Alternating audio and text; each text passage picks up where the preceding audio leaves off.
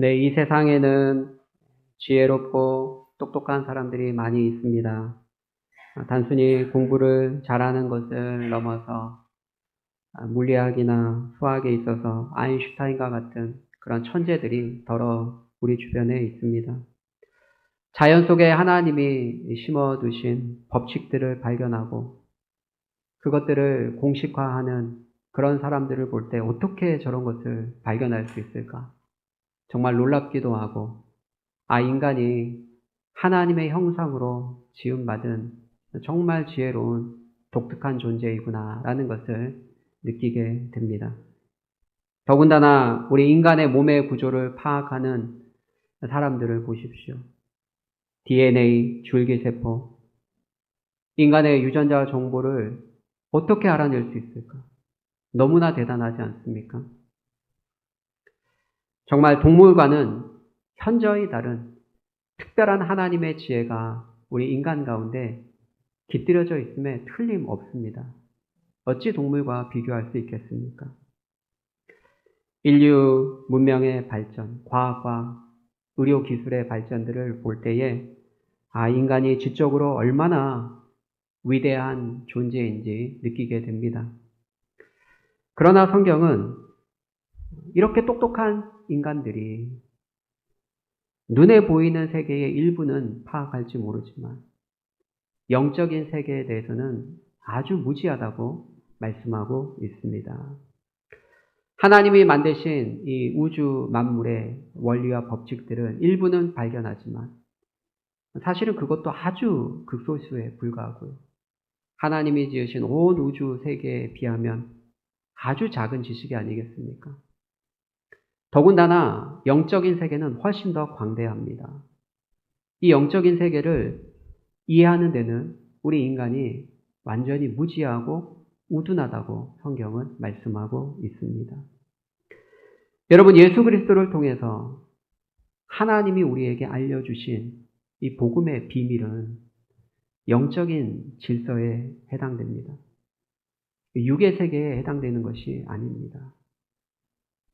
육의 세계에 대한 것도 일부만을 발견하는 인간이 하나님에 관련된 이 영적인 세계에 대해서는 자신의 능으로는 발견하기가 불가능하죠. 또 알려줘도 이해하지도 못한다고 성경은 말씀하고 있습니다. 사도 바울은 7절의 표현에 따르면 이 복음의 비밀을, 이 복음의 내용을 은밀한 가운데 있는 하나님의 지혜다. 그렇게 표현을 했습니다. 이 은밀한 가운데 있는 하나님의 지혜. 원어로 보니까요, 이 은밀한 가운데 있는 이 미스테리온이라는 단어를 썼습니다. 그래서 신비 속에 있는 하나님의 지혜다라는 것이죠. 여러분, 미스테리온 하면 떠오르는 영어 단어 있죠. 미스테리. 미스테리 어떤 때 사용하십니까? 인간의 이성으로 이해하기 어려운 현상들을 대할 때 우리는 미스테리다, 신비다 그렇게 이야기를 하죠. 이 단어 속에는 감추어졌다라는 의미도 있습니다. 그래서 이 미스테리온이란 단어가 신비라는 단어도 되고 비밀이라는 단어도 됩니다. 여러분은 개인적으로 어떤 비밀을 갖고 계십니까? 남편에게도 말하지 못하는, 또 아내에게도 말하지 못하는 어떤 비밀을 혹시 갖고 계십니까? 죽을 때까지 혼자만 알아야 되는 그런 비밀. 저에게 말씀하지 마십시오. 네, 죽을 때까지 그냥 묻고 가는 겁니다. 네, 비밀이 있습니다. 근데 국가 기밀도 있고, 군대 가보시면 아시겠지만, 군사 기밀도 있습니다. 다 등급이 있는데, 1급 비밀이면 그 비밀을 취급하고 다룰 수 있는 사람만이 열람할 수 있는 것이죠. 여러분, 하나님 나라의 비밀이 있어요. 하나님께서 특별하게 허락하신 자들에게만 열람되는 비밀이 있습니다. 성경 본문에 의하면 만세전에 우리를 위하여 하나님이 예비하신 것입니다. 신비 가운데, 비밀 가운데 있는 하나님의 지혜입니다. 하나님이 예정하신, 하나님이 허락하신 자들에게만 열람되는 거예요. 하나님이 허락하시 아니한 자들은 육의 능으로는 깨달을 수 없는 것이죠. 알려줘도 깨달을 수도 없고 이해하지도 못하는 내용들입니다. 그래서 8절에 뭐라고 얘기하냐면 이 지혜는 이 시대의 통치자들이 한 사람도 알지 못하였나니. 이 시대의 그 많은 똑똑한 통치자들은 대부분 많이 배우고 또 학식 있는 사람들 아닙니까? 이 시대의 많은 통치자들, 현인들도 알지 못하는 것이라는 것이죠. 이 지혜는 이 세대의 통치자들이 한 사람도 알지 못하였나니 만일 알았더라면 영광의 주를 십자가에 못 박지 아니하였으리라. 여러분, 이 세상의 통치자들이 예수님을 알아보았습니까? 1세기 당시에 종교 지도자들이 예수님이 빛으로 왔지만 예수님을 적대시했습니다. 요한복음 1장에 보면 참빛, 곧 세상에 와서 우리에게 빛을 주시는 분이 계신데 그분이 예수님이라고 그랬습니다. 그런데 이 세상 사람들이 그 참빛으로 오신 예수님을 알아보지 못했다고 이야기합니다. 특히 유대 백성들에게는 하나님이 자기 백성에게 왔는데 그들이 예수님을 알아보지 못했습니다. 그들은 겉으로 볼 때는 대제사장, 혹은 제사장, 혹은 서기관, 또 율법을 풀어주는 율법 학사들. 겉으로 볼 때는 하나님과 관련된 직업들을 가지고 있었지만, 그러나 영적으로 그들은 하나님께 속한 자들이 아니었습니다. 어둠에 속한 자들이었습니다. 그래서 빛 대신 예수님이 오셔서 그들의 가식과 그 내면의 더러움을 밝히시니 그들은 견딜 수가 없었던 것이죠. 자신들의 죄가 드러나면 회개하면 좋은데 회개하지 않고 오히려 그 죄를 들춰내는 예수님을 없애버려야겠다 생각한 것입니다. 여러분, 요한복음 11장에 보면 대제사장이 나오는데요. 예수님 당시에 대제사장이 예수님을 향해서 뭐라고 이야기하냐면 예수님에 대해서 그가 죽어야 된다. 한 사람의 희생을 통해서 많은 사람의 유익을 얻는 것이 좋다라고 이야기를 합니다. 즉 예수가 죽어야지 자신들이 기득권을 유지할 수 있고, 그리고 예수님이 하나님의 아들이라고 주장하기 때문에, 특별히 자신이 유대인의 왕이라고 주장하기 때문에 예수님을 죽여야지 로마 제국으로부터 오해를 받지 않는다. 그를 중심으로 반역을 일으킨다는 오해를 받을 수 있지 않겠습니까? 그래서 한 사람의 죽음이 우리에게 유익하다라고 평가를 내립니다. 사랑하는 성도 여러분, 대제사장은 자신의 기득권과 또 자신의 민족을 위해서 예수를 죽이는 것이 유익하다고 판단했는데요. 이것이 인간의 지혜입니다. 인간의 지혜는 여기까지입니다. 하나님의 복음의 비밀을 알 수 없어요. 그런데 결과적으로 어떻게 되었습니까? 그는 영적으로 볼 때 무지함과 어리석음으로 영광의 주를 십자가에 못 박았는데, 그런데 결과적으로 보면 어떻게 되었습니까? 놀랍게도 그가 대제사장으로 예수를 십자가에 내어줌으로 하나님과 인간 사이의 화목을 도모한 결과를 초래하게 된 것이죠. 너무나 놀라운 것입니다. 인간의 무지와 어리석음마저도 하나님께서 활용하셔서 당신의 구원의 계획을 성취하신 것입니다. 하나님의 놀라운 구원의 경륜입니다. 여러분, 당시 로마의 총독으로 부임했던 사람이 누구입니까? 로마의 총독으로 본디오 빌라도가 그 지역을 다스리고 있었죠. 그는 사실은 예수님이 죄가 없는 분이라는 걸 알고 있었습니다. 아무리 추궁을 해도 신문을 해도 예수님에게 로마의 법에 따라서 죽일 만한 죄를, 그 어떤 죄를 찾을 수가 없었습니다. 사실 풀어줘야 돼요. 그래서 사실 풀어주려고 노력을 했죠. 그러나 마지막에 유대인들이 뭐라고 얘기합니까? 당신이 이 예수를 풀어주면 당신은 가이사의 충신이 아니다. 로마 황제의 충신이 아니다. 왜요? 이 예수란 사람이 자기가 유대인의 왕이라고 하는데 우리의 왕은 가이사밖에 없다. 로마 황제가 우리의 왕인데 당신이 이 예수를 풀어주면 당신은 반역죄나 똑같아. 반역한 사람을 풀어주는 거야. 이렇게 위협을 하니까 그도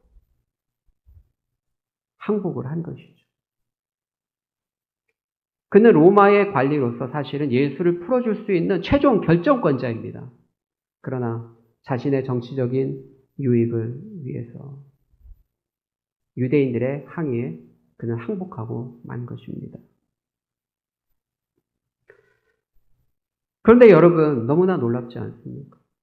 그는 자신의 정치적인 유익을 위해서 또 자신이 다스리고 있는 그 지역의 안정화를 위해서 예수를 내어줬는데 십자가에 죽게 했는데 이게 인간의 지혜입니다.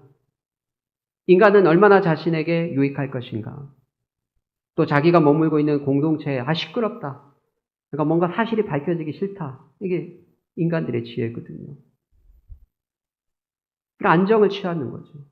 이게 인간의 지혜인데 그런데 놀랍게도 영적으로 볼 때 이런 인간의 어리석음과 무지를 통해서도 하나님이 그 구원의 계획을 이루셨다라는 것이죠. 우리가 새벽기도 때 몇 달 전에 우리가 에스더서를 살펴보았습니다. 에스더 너무나 재밌죠. 대적자 하만이 유대 민족을 몰살하고 또 유대인의 대표격인 모르드게를 장대에 달아 죽이려고 시도했습니다. 철저한 계획을 다 세웠습니다. 거의 실행되는 듯 싶었습니다. 그런데 본인이 만든 장대에 누가 달렸습니까? 하나님을 섬기는 모르드게가 달린 게 아니라 대적자 하만 본인이 달리게 됩니다. 너무나 놀라운 일이죠. 하나님의 반전의 역사입니다. 은혜의 역사입니다. 그런데 더 큰 반전의 역사가 있는데 그게 뭐냐? 그건 바로 예수 그리스도의 십자가라는 것이죠. 우리가 생각하는 것은 예수님이 십자가에 못 박힐 뻔했는데 예수님이 내려오고 예수님을 달아 죽이려고 했던 종교 지도자들이 대신 십자가에 못 박혀서 죽었다. 거기까지는 우리가 생각할 수 있습니다. 이런 반전의 역사는 에스더서에서도 나왔기 때문에 대적자들이 오히려 십자가에 못 박혔다. 이렇게까지는 우리가 생각할 수 있어요. 그러나 십자가의 반전은 무엇입니까? 예수님이 십자가에 진짜 달려 죽으셨는데 끝났는데 그 끝난 것처럼 보인 그것이 예수님이 실패한 것처럼 보이는 그 십자가가 바로 하나님이 죄인들을 구원하시는 구원의 방법이었다는 것이죠. 할렐루야. 누가 이해하냐고 그거를. 누가 그것을 깨달아 알 수 있겠습니까? 십자가는 실패요. 저주인데 어찌 십자가가 인간의 죄를 사하는 하나님의 구원의 방법이라고 누가 생각했겠냐고. 하나님의 지혜는 인간이 측량할 수 없습니다. 깊도다. 하나님의 지혜와 지식에 부요하며. 누가 주의 모사가 되겠습니까? 하나님의 그 깊으신 지혜와 경륜을 우리는 다 깨달아 알 수 없는 것이죠. 그 당시 통치자들도 깨닫지 못했던 것처럼 오늘날도 마찬가지입니다. 이 십자가의 복음의 그 근원적인 지혜가 하나님께로부터 왔기 때문에 하나님의 영을 받은 사람들만 깨달아 알 수 있는 것이죠. 그래서 7절 후반절에 보면요. 하나님이 우리의 영광을 위해서 만세전에 미리 정하신 것이라 말씀하고 있습니다. 9절에는요. 하나님이 자기를 사랑하는 자들을 위해서 예비하신 것이라 말씀하고 있습니다. 사랑하는 성도 여러분, 은밀한 가운데 감추어졌던 것. 하나님이 만세전에 우리를 위해서 준비하신 이 십자가의 복음은 바로 여러분들을 위해서 하나님이 계획하신 것임을 믿으시기를 바랍니다. 얼마나 감사한지요. 근데 그것을 깨달으려면 하나님의 영의 역사가 필요하다라는 것이죠. 여러분 다 육체를 갖고 계시죠. 아픈 데도 있고 또 연세가 되시면서 병원도 가시고 하는데 여러분도 육체만 있는 게 아니라 여러분 영혼도 여러분 안에 있습니다. 하나님이 동물을 만들 때는 흙으로만 만들었어요. 그리고 육체 안에 그 정신적인 기본적인 어떤 본능적인 사고 판단 능력을 결부시켜 놨습니다. 그래서 개, 돼지가 죽으면, 동물이 죽으면 그냥 흙으로 돌아가고 끝나는 거예요. 사고하는 기능도 사라집니다. 물론 전도서에 짐승의 혼은 땅으로 내려가고 라고 되어 있는데 이 혼이 루하으, 영이라는 이 단어가 사용되긴 했지만 사실 여러분 성경을 자세히 보면 히브리어의 루하으, 영이랑 또 혼, 네페시 이 두 개가 상호 교우적으로 사용됐습니다. 그래서 짐승에게 이 영이란 단어가 사용됐다 할지라도 짐승의 생각하는 기능, 본능적인 기능을 이야기할 때 그냥 루하으 사용되는 거예요. 그걸 가지고 짐승도 영혼이 있다라고 말해서는 아니 되는 것이죠.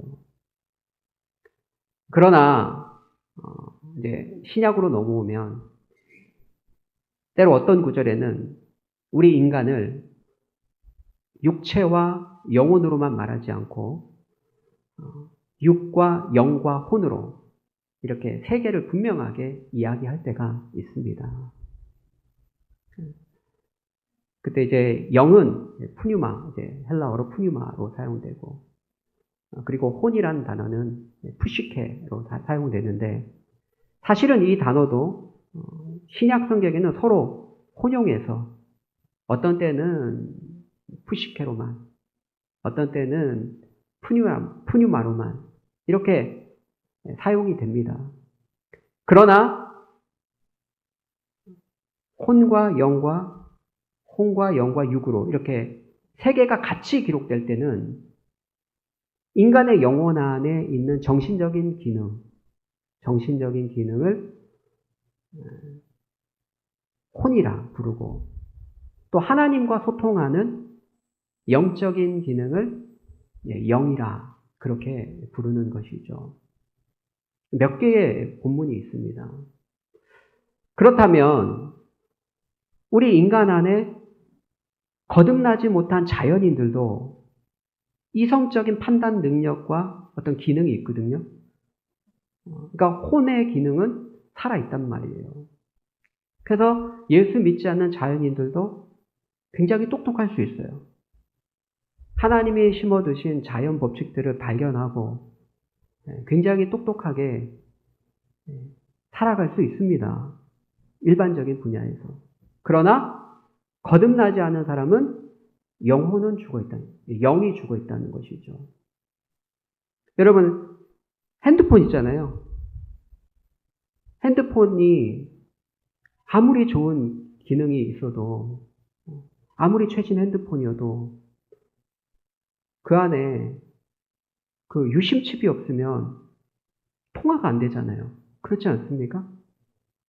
마찬가지예요. 우리 인간에 사실은 원래 하나님과 교통하는 기능이 있습니다. 그렇게 구조로 만들었어요, 하나님이. 영이 있습니다. 그런데 핸드폰에 유심 칩이 없으면 전화가 안 되는 것처럼 우리 안에 하나님의 영이 들어오셔서 그 기능을 살려주지 않으면 하나님과 소통을 할 수 없는 것이죠. 어떤 초월적인 존재가 있다고는 느껴요. 불신자들도. 어떤 영의 세계에 대해서는 직감합니다. 그래서 사후세계가 있는 것 같고, 천당과 지옥이 있는 것 같고, 또 무당이 말하면 귀신이 와서 나의 삶을 괴롭힐 것 같고, 그래서 부적도 사고 그렇게 한단 말이에요. 근데 정상적으로 작동이 안 되는 것이죠. 그래서 참되고 유일하신 하나님을 알지 못하고 그분이 계시해 주신 이 복음의 비밀을 깨달을 수가 없는 거예요. 하나님의 영이 들어와서 그 기능을 회복시켜주고 죽은 것과 방불한 그 영혼을 다시 살려주셔야지 하나님과 교통하는 거예요.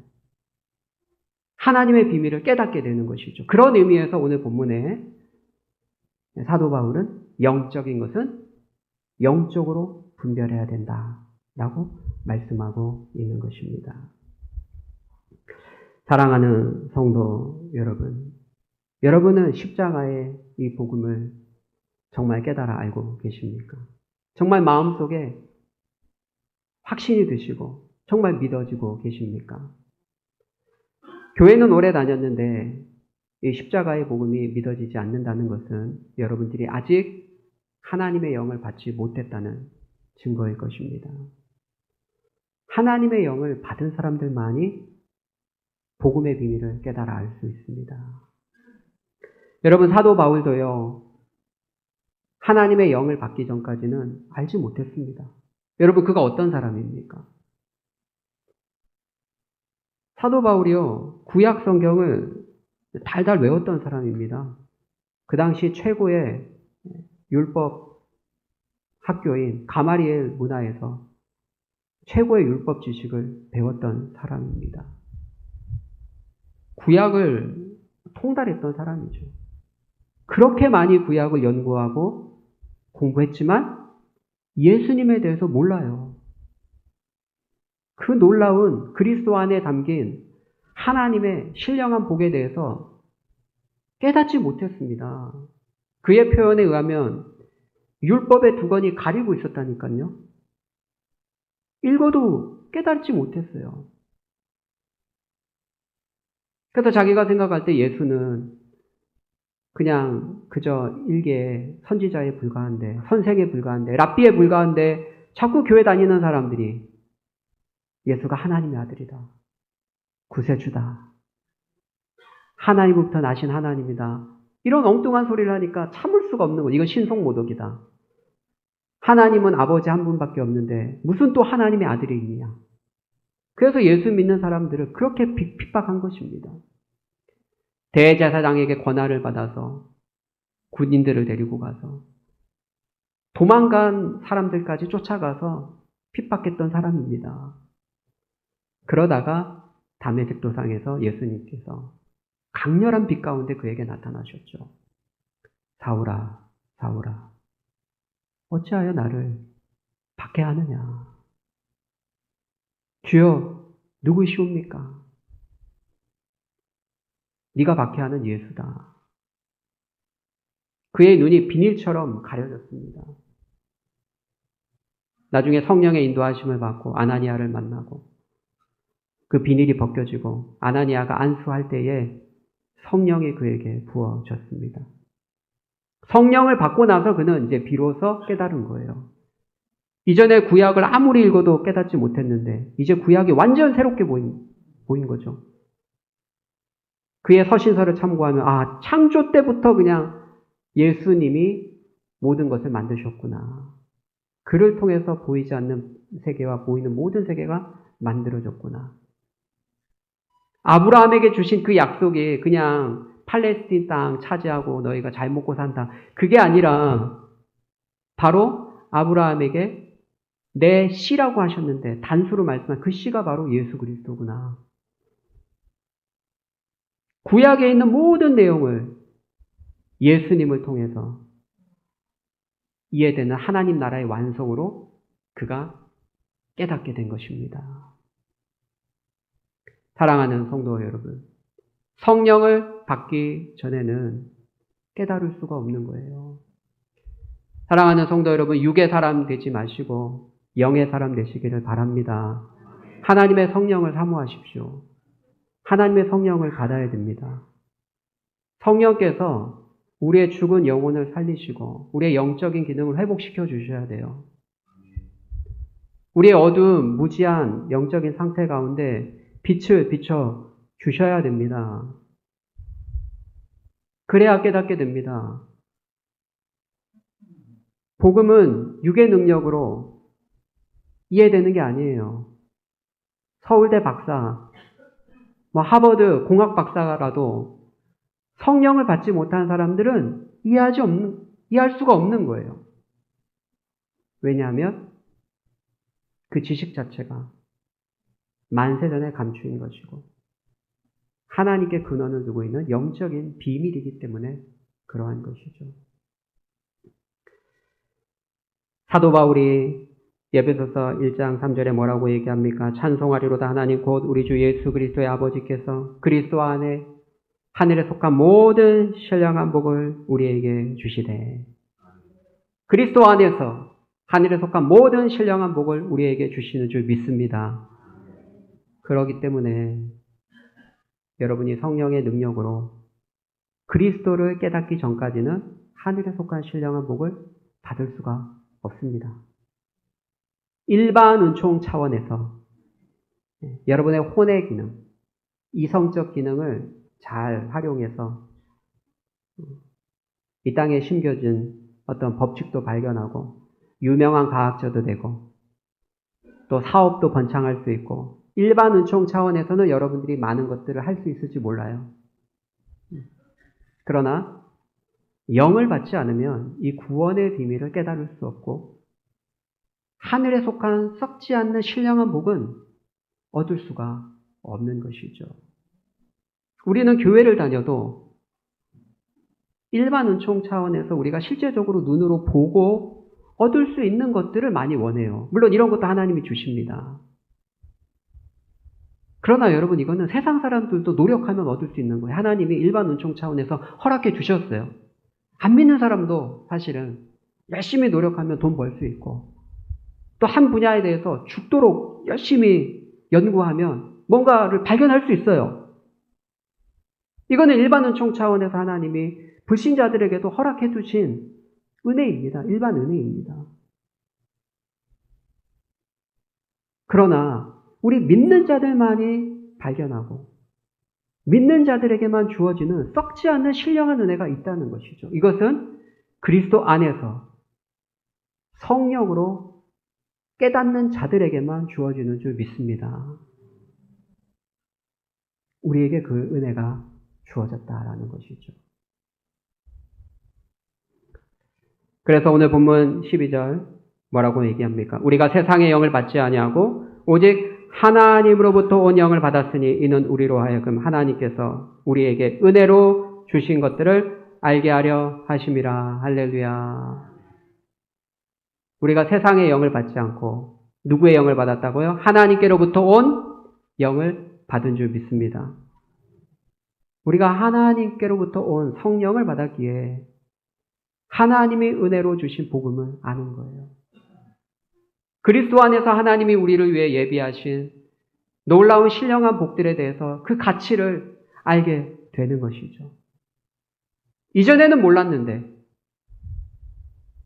하나님의 영을 받으면 점점 깨닫게 되고 알게 되는 것이죠. 사도 바울이 이전에는 예수님을 만나고 성령을 받기 전에는 자신의 육체적인 것들을 자랑했는데 종교적인 업적이나 지식을 자랑했는데 그러나 예수님을 만나고 나니까 성령을 받고 나니까 예수 그리스도 안에 있는 놀라운 보화를 발견하게 된 것이죠. 그래서 그가 고백한 것이 내가 내 주 예수 그리스도를 아는 지식의 가장 고상함을 인해서 다른 모든 것들을 이제는 배설물처럼 여긴다. 이전에 자랑하고 사람들에게 알려주고 싶었던 자신의 자랑거리들이 예수님 만나고 나니까, 그분의 가치를 알고 나니까, 그리스도 안에 있는 놀라운 신령한 그 복들을 발견하고 나니까, 야, 이것들은 뭐 쓰레기네, 쓰레기. 똥이네, 똥. 배설물이네. 그렇게까지 표현하고 있는 것입니다. 사랑하는 성도 여러분, 영적인 비밀을 깨닫는 만큼 확신할 수 있고, 깨달은 만큼 확신할 수 있고, 확신하는 만큼 헌신할 수 있습니다. 사도 바울이 그냥 열정이 뜨거워서, 열정적인 사람이라서 그런 것이 아니라 하나님이 은혜로 다른 누구보다 많은 계시를 깨닫게 하셨고 많이 알게 하셨기 때문에 그가 목숨을 걸고 그리스도를 위해서 헌신했던 것이죠. 말씀을 맺겠습니다. 미스테리온, 신비 속에 감추어진 하나님의 지혜, 하나님의 구속의 경륜을 하나님께서 성령을 통해 우리에게 보이셨습니다. 하나님께 감사합시다. 그리고 그 놀라운 복음의 비밀을 더 깊이 알아가고 성령을 통해서 더 깊이 확신하고 그 복음을 많은 사람들에게 전 증거하는 믿음의 백성들 되시기를 예수님의 이름으로 축복합니다.